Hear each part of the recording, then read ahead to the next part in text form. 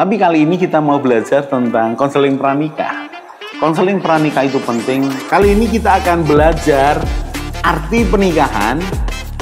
Topiknya adalah tidak ada keluarga yang sempurna.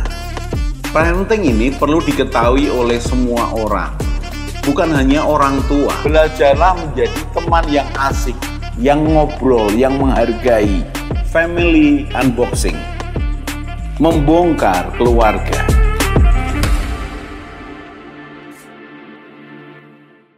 Salam keluarga Indonesia, kita belajar lagi. Kali ini kita masih belajar dari family unboxing. Family unboxing, kita belajar dari banyak kasus atau permasalahan yang dihadapi orang-orang, kemudian kita membahasnya. Siapa tahu saudara suatu kali menghadapinya, saudara akan tahu bagaimana menyelesaikannya. Saya berharap saudara tidak banyak masalah dalam pernikahan, tetapi itu tidak mungkin. Karena kita tidak mencari masalah, tetapi masalah itu sudah ada di depan mata kita. Selama manusia itu hidup, dia tidak akan bebas dari masalah. Apalagi ketika dia sudah menikah. Maka perbedaan cara pandang, perubahan, kemudian pengaruh dari luar, kemudian tentang anak-anak, atau keinginan yang belum terpenuhi, atau impian yang terlalu tinggi, atau apapun yang terjadi dalam perjalanan pernikahan bisa menjadi masalah. Jadi karena perjalanan kita tidak bebas masalah, mari senyum, tarik nafas panjang, lalu kuatkan diri sendiri, percaya kepada Tuhan, dan bangun komunikasi yang baik dengan pasanganmu. Supaya apa? Ada masalah, tapi selalu ada jalan keluar. Ada masalah, tetapi selalu bisa diselesaikan dengan baik. Sungguh menyenangkan, disadari bahwa laki dan perempuan berbeda. Disadari bahwa suami dan istri berbeda. Disadari bahwa anak yang satu dengan yang lain berbeda. Tapi ingat, walaupun tidak ada yang sempurna, tetapi kita bisa menikmati keluarga yang harmonis. Harmoni ada di tengah-tengah keluarga kita. Yang muncul dari apa? Yang muncul dari cinta yang besar, cinta yang tulus, yang muncul dari tekad untuk mempertahankan keluarga pernikahan, tekad untuk menjadi orang tua yang baik, suami yang baik, istri yang baik, papa yang baik, mama yang baik, menantu yang baik, mertua yang baik. Tekad. Berikutnya adalah saling belajar, kerjasama. Itu menarik sekali. Dan dalam family unboxing ini kita akan belajar tentang perceraian. Saya mau cerai, Pak. Dan seperti apa yang saya sampaikan sebelumnya, saya akan melanjutkan tentang family unboxing. Orang yang mau bercerai dengan alasan karena beda agama, beda keyakinan. Saya sebelumnya mengatakan bahwa dari konseling karena mereka beda agama alasannya, ternyata yang betul-betul alasan beda agama, beda iman adalah sekitar 30% dari 100% yang orang-orang yang saya hadapi. Karena yang lain sebenarnya masalah yang sama dengan mereka yang punya masalah tentang keluarga. Lalu ketika beda agama, beda keyakinan ini tambah meruncing dan alasannya memang itu, maka kita akan membahasnya. Sebelumnya saya katakan, walaupun sama agamanya, bisa tetap beda akan pertumbuhan imannya, kedewasaan imannya. Beda akan cara pandangnya sesuatu tentang apapun. Tentang anak, orang tua, tentang masa depan, bahkan tentang kematian, tentang kehidupan itu sendiri, tentang manusia. Setiap orang punya kemampuan untuk menerjemahkan ayat demi ayat yang dia baca, menerjemahkan peristiwa yang dia alami, dan itu memunculkan tambahan pengetahuan, keyakinannya dia. walaupun satu agama, bisa beda pertumbuhan imannya. Ini yang saya katakan, walaupun sama-sama Kristen, satu gereja, belum tentu mereka sepakat atau kedewasaannya sama. Lalu bagaimana caranya supaya kedewasaan itu tidak terlalu jauh?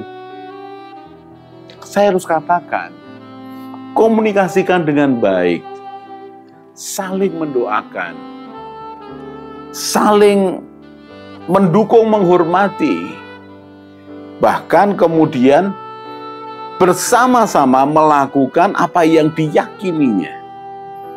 Itu akan membuat pertumbuhan iman, kedewasaan suami istri itu akan tidak terlalu jauh. Sekali lagi, sama agamanya tetapi beda akan kedewasaan keyakinannya. Saya katakan bahwa sama agama tetapi belum tentu sama dewasanya. Karena itu tenang saja. Sekarang kita akan membahas, Pak, kok tenang saja?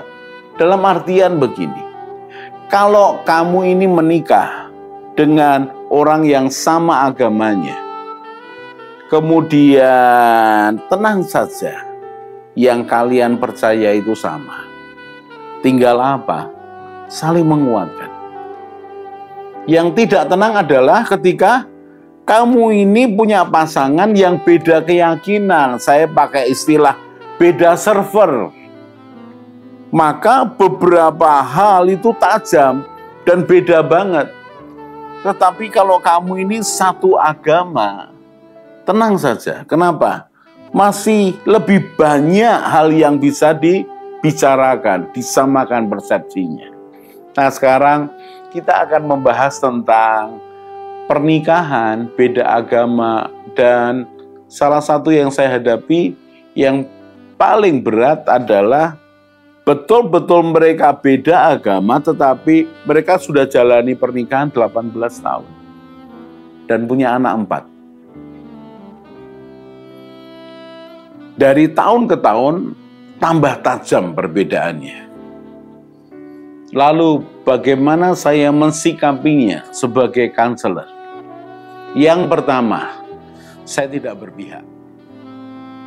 Saya tidak akan berpihak dengan orang yang keyakinannya sama dengan saya, agamanya sama dengan saya. Saya tidak berpihak. Saya juga tidak akan melawan ya atau berlawanan dengan kanseli saya yang merupakan istri atau suami dari yang bersangkutan yang beda agama. Saya tidak akan melawannya atau saya tidak akan berlawanan. Lalu saya duduk sebagai apa? Saya duduk sebagai penengah. Untuk apa? Untuk iman mereka? Oh tidak.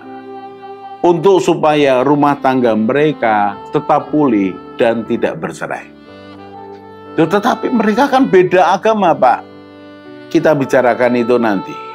Karena di poin saya, kalau ada jalan keluar yang lebih baik, kenapa kalian harus bercerai? Konsep saya begitu. Jadi yang pertama, saya tidak berpihak.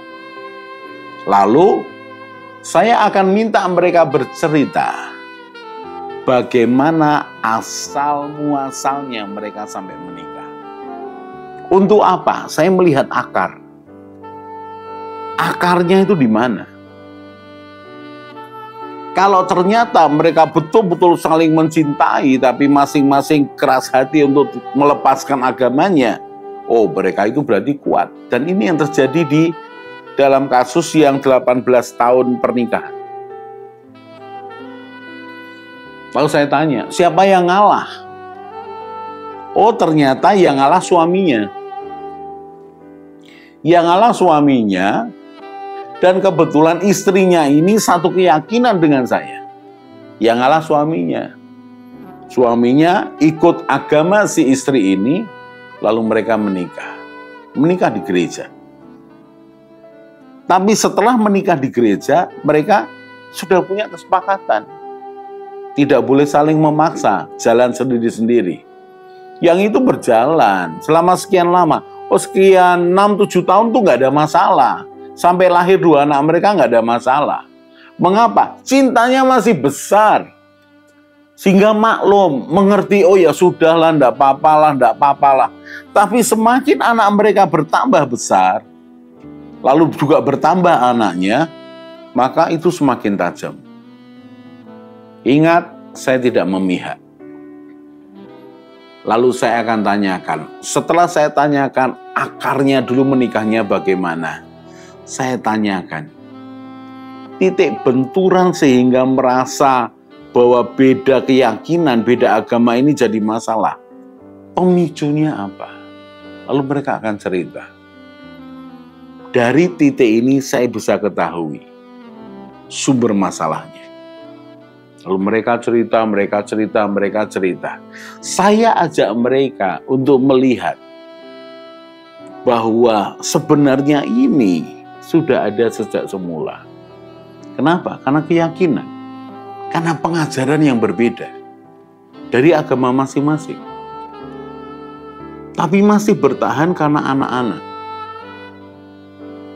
Lalu berikutnya, benturannya adalah ketika anak-anak mereka kebingungan harus ikut siapa.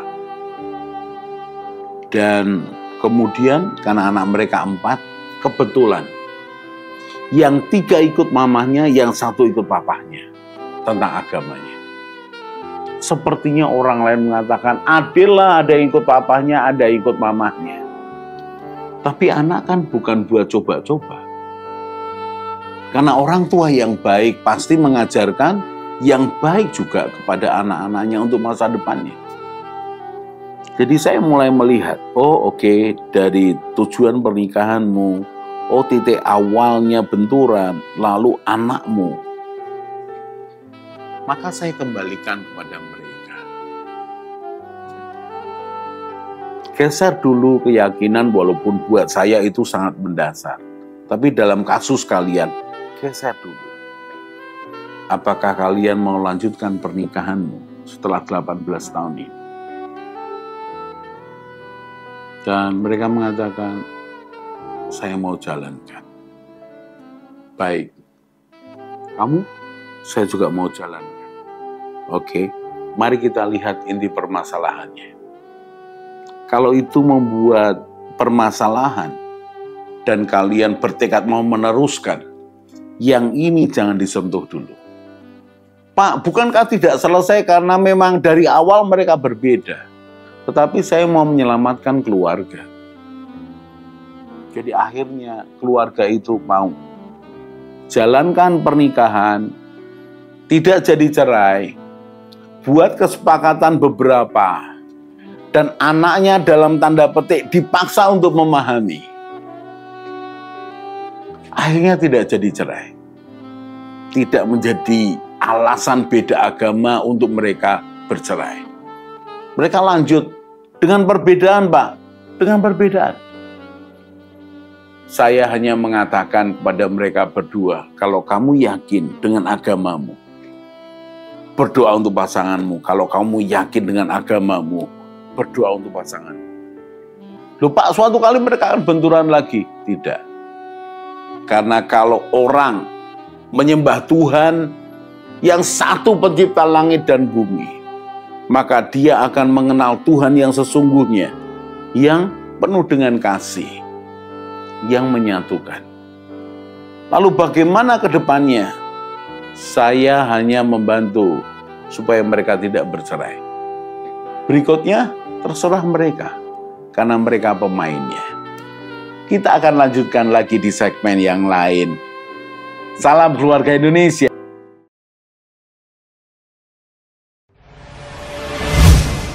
Hai keluarga Indonesia, mau cari tahu lagi tentang pranikah, pernikahan, keluarga, parenting, mertua menantu, dan juga family unboxing? Kalian bisa lihat di video-video lainnya.